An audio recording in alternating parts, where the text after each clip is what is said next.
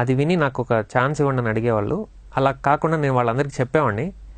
ఎలా అంటే మీరు ఏదైనా ఒక ఆల్బమ్ ఏదైనా ఒకటి మీరు కొత్తగా ట్రై చేసి అది తీసుకొని రండి జనాల ముందుకి, అప్పుడు ఇట్ వుడ్ హెల్ప్ యూ అని చెప్పేవాడిని అని చెప్పారు.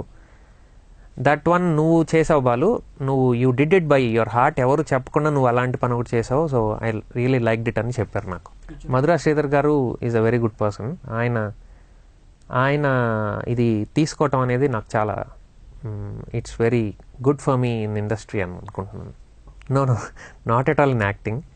మన ఇండియాలోనే కాదు, ఆల్ ఓవర్ ద వరల్డ్ ఎక్కడైనా ఒక మ్యూజిక్ ఆల్బమ్ అనేది, ఒక ప్రైవేట్ ఆల్బమ్ రిలీజ్ అయితే ఎవరైతే పర్ఫార్మర్ అంటే ఆన్ స్క్రీన్ ఎవరు కనపడతారంటే అదే ఎవరైతే పాడుతున్నారో, maybe if it is a singer ఆ సింగర్ కనపడతాడు, లేదా if it is a composer కనపడతారు.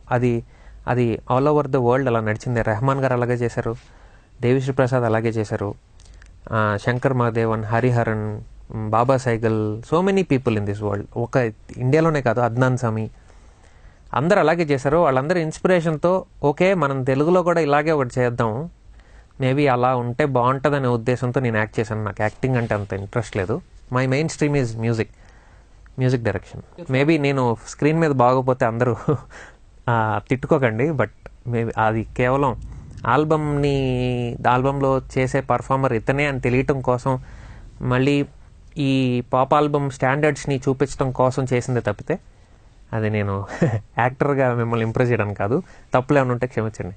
మ్యూజిక్ డైరెక్టర్ నాకు బాగా ఇన్స్పిరేషనల్ దేవిశ్రీ ప్రసాద్. ఇంకా చాలామంది ఉన్నారు. కీరవాణి గారు క్లాసికల్ మ్యూజిక్లో ఆయన చాలా బాగా ఇన్స్పైర్ చేస్తారు. He really gives the mood. Devi Sri Prasad అయితే ఇంక చెప్పే పని లేదు, ఆయన అన్నిట్లో కుమ్మేస్తాడు. ఆయనలో ఉన్న ఎనర్జీ కొద్దిగా ఉన్నా మేము చాలా బాగా పైకి వస్తాం. Devi Sri Prasad is my main inspiration. But ఇండస్ట్రీలోకి రావడానికి ఇన్స్పిరేషన్ దేవి అండ్ పవన్ కళ్యాణ్ గారు. ఇంకా వేరే అందరికంటే వీళ్ళిద్దరు ఎక్కువ ఇన్స్పైర్ చేశారు. నా ఫ్యూచర్ అంటే I'm trying for any music direction chance అనమాట.